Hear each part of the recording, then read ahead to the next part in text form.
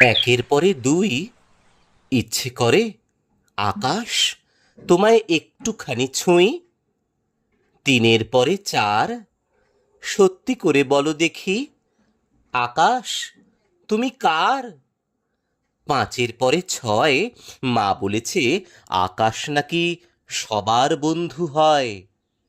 সাতের পরে আট, এ নাও আকাশ তোমায় দিলাম ভুবন ডাঙার মাঠ। নয়ের পরে দশ, সত্যি বলছি আকাশ তোমার হবে না অপযশ।